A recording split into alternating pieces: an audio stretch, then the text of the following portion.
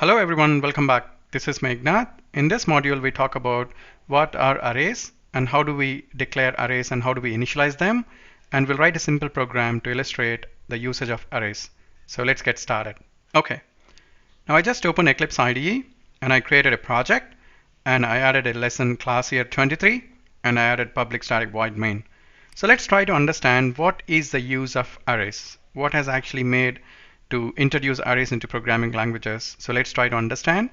Now, I have a requirement for adding two numbers, to read two numbers from user and to print sum. So what I'll do now, int a comma b comma c, and I have to read from the user. So what I'll do now, I'll write scanner.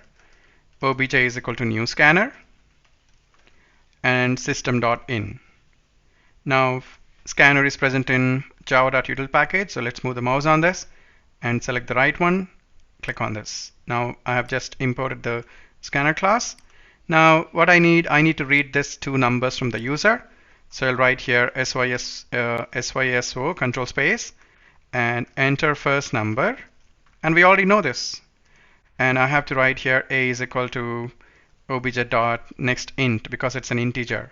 Similarly syso, I'll write here enter second number, and I'll be writing here b is equal to obj dot next int.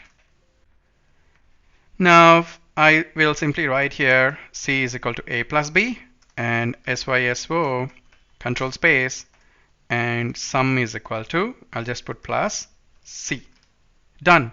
So we just written a simple program for reading two numbers from user and printing the sum. So let's run the code now. I'll execute this, click OK, and you'll see the output here. And what I'll do here, enter first number 9, enter second number 10, you'll see sum as 19. So this is all good, we did this.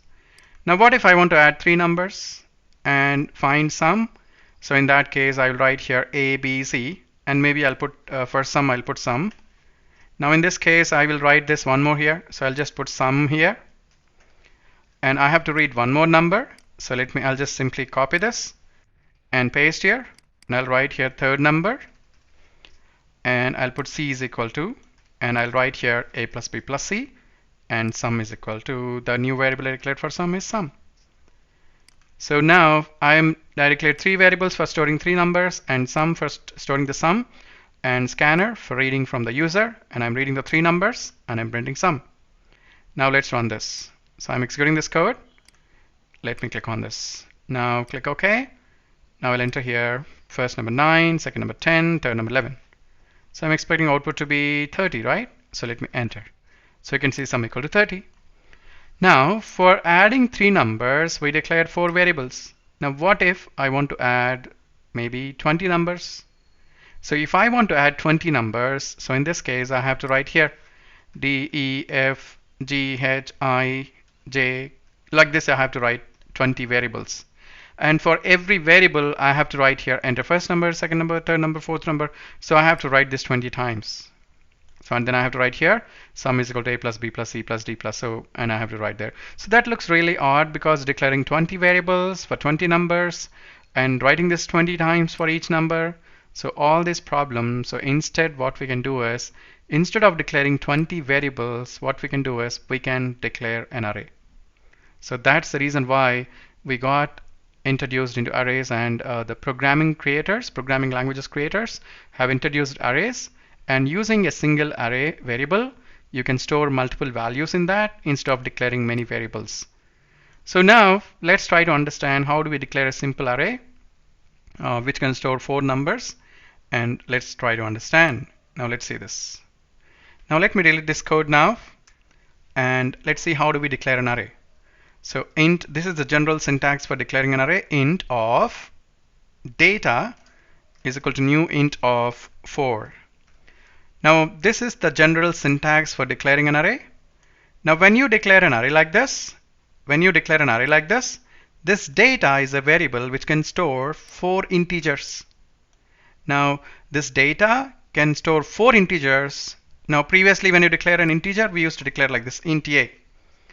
Now previously when you declare as int a, this a can only store one integer, but this data can store four integers. Now how it stores four integers is, now let's assume this is the array. Now where we have, this is the variable data. Now this is the variable data, and data of 0 will be the first value, data of 1 will be the second value, data of 2, data of 3.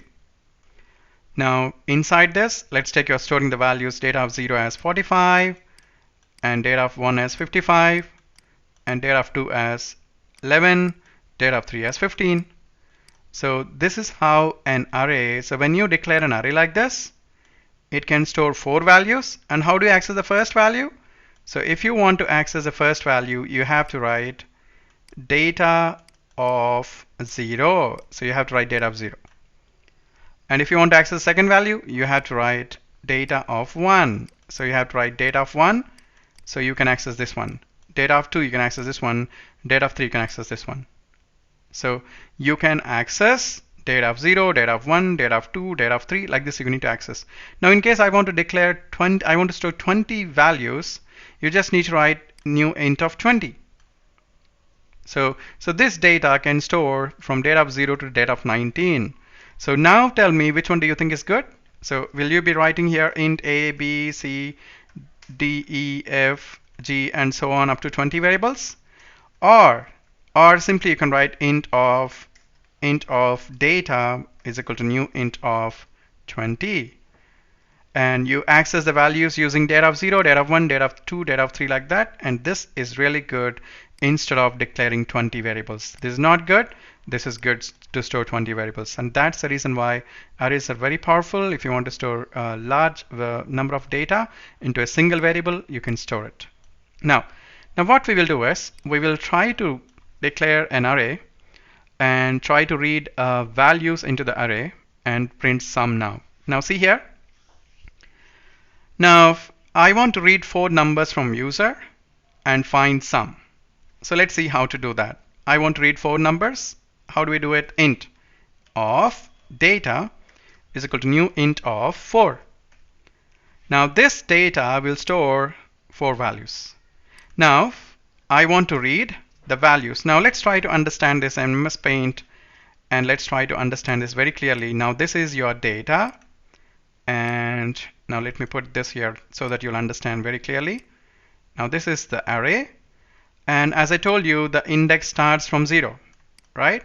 So this is the data variable, and let me increase the font size so that you can see clearly.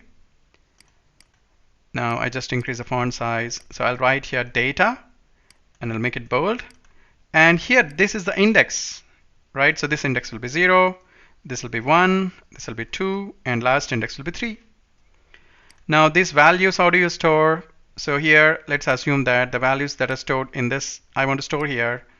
Now I want to store here something from the user. So what I can do is I can write a for loop for I is equal to 0, I less than 4, because it starts from 0. It ends at 3. So for I equal to 0, I less than 4, and I have to write here I plus plus. And then I can write here syso. I'll expand it in the code, system.out.println, enter value. Now whatever value that I enter here, I will store it in data of I is equal to obj.nextInt. Now what happens here? First time I value will be 0. Now it will print enter value. Now let's take here, I'm entering 45. So that 45 will be stored in data of 0. Now here it will store 45. Now next time I value becomes 1. Now enter value will be printed again. I will store it in 35. That will be stored in data of 1. And whatever I enter here. So let's try to understand this code now. Let's write the code. Now I have to write here for int. I'll just declare here. We can declare a variable inside for loop itself, but let's write here int I. Now I'll write here for I is equal to 0, because index starts from 0, I less than 4, I plus plus. Now what I'll write here, so we need to declare scanner, right? So let's declare scanner. Scanner obj is equal to new scanner, and I'll write here system.in. Now I have I think I already added scanner here, so this will work. Now I have to read, I'll ask user to enter value, syso enter value. So this will ask 4 times, because 0 to 4. it'll loop from 0, 1, 2, 3. So I have to store it in data of I. First time it will be 0. So data of 0 equal to obj dot next int. So we're done. So this loop will execute 4 times, and every time it will store it in data of 0, data of 1, data of 2, data of 3. So let's try to understand this. And now this is for reading data from user. And how do we find sum? So find sum. Now I'll write here sum equal to 0. Now I initialize the sum value to 0. Now what I'll write here, again I'll write a for loop for I equal to 0, I less than 4, I plus plus.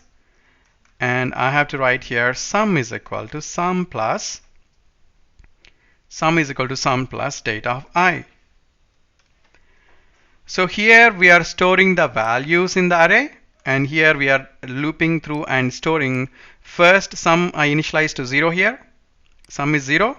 Now 0 plus first value data of 0, this will go to sum, plus data of 1, data of 2, data of 3, and now I'll print here sum. SYSO sum is equal to plus sum. So let's run the code, and then I'll explain you by debugging the code so that you'll be very clear with it. Let's run the code. Now click on run. Now click OK. Now I'll write here first time data of 0, guys. It's data of 0. I'm going to enter here 5, data of 1 10, data of 2 15, data of 3 20. So the loop will stop now. You can see sum is equal to 50. So 5 plus 10 is 15, 15 plus 15 is 30, 30 plus 20 50. So now you can notice here that I have not declared 4 variables, only 1 variable, and I've written a for loop to read the values, whereas previously I cannot write for loop because each variable is different, and I'm writing for loop to find sum. And let's try to debug this to understand more clearly. So now there is an exclamatory mark here indicating that obj is not closed. When you're reading scanner, when you're done with the scanning, you need to close it. So all you can do here is you can write obj.close. So I just closed it. Now you'll see the exclamatory mark will go now anyway. So ideally it should go. Okay, now that's okay. Now what I'll do is let's run the code now. Let's see what happens now. Let's run the code. Let's put a breakpoint now. So I'll just put a breakpoint here. Double click on this. Kept a breakpoint now. Let's run the code. Now when I move the mouse on this data, you will see here it is showing here data. Now let me just what is this value of some value it is showing there. So now I think yes. Okay, I'm actually executing it. I have not debugged it, right? So I have to debug it. So let me complete the execution, or I can stop this. So when I keep a breakpoint, right, I have to debug it to see it. Now let's debug this. So how do you debug it? Click on run, and where is it? Debug. Let me select this. Just a second. Run as 1 minute. So I have to go to run debug as, and I have to select Java application. So when you select this option, you can actually, it'll stop at the breakpoint. Let me click on this. Now it is asking me to switch to the debug perspective. Now the breakpoint will stop there. You can see here, the breakpoint actually stopped here. Now when I move the mouse on data, you will see the values. So all the values of data are zeros, 0, 0, 0, 0.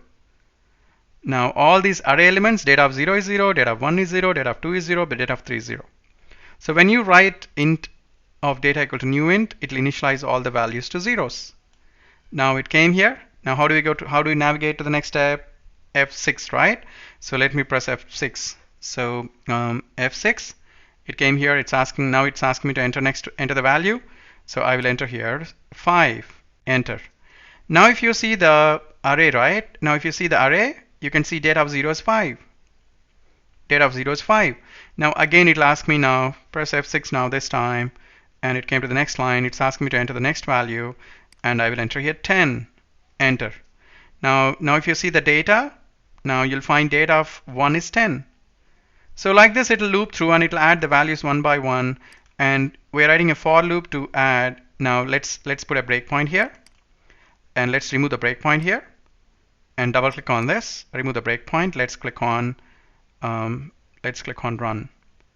So let me click on this. So now it's asking to enter the third value. I'll enter here 15. Now it's asking me to enter the fourth value. Click on 20, enter. Now, okay, it's asking again, right? 25 and 30. So it's actually executing it without breakpoint. So what I'll do now is, let me stop this. I hope all of you understood this now. So first it's reading one by one. It's adding it in data of 0, data of 1, data of 2, data of 3.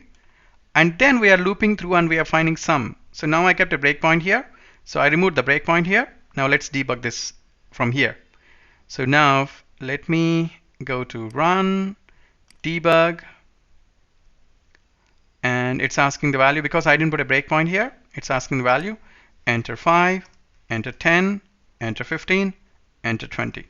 So now it came here. So at this point of time, when you move the mouse on this data, you can see all the values are there, 5, 10, 15, 20. And some value is currently 0. Now what will happen here? F6, right? So let me press F6. Now it's adding data of 0 to sum. Now when it adds data to 0 to sum becomes how much? 5. Now press F10, F6. Now it's adding data of 1 to sum. So already sum is 5. 5 plus 10. So what is sum now? It is 15. Now next time it will be, so like this it will add. So I'm just pressing F6. It is adding third element. Now it's adding fourth element. Loop is done. Now it came here. Now the sum value is 50. Let's run the code. Okay, so that's how arrays work. So what we understand in this is arrays are useful. Instead of declaring multiple variables, you can declare a single variable and you can store multiple values. And remember, array index starts from 0. And what we did here, we have written a for loop to read the values, and we have written a for loop to find sum, and we are printing the sum. So please practice this, try to debug it in multiple ways, and try to understand the code. Arrays are really easy to practice. I hope you are clear with getting started with arrays. And in the next module, we will see how do we print value of arrays in different possible ways using for loop and using for each loop. Okay, see you in the next module. Thank you.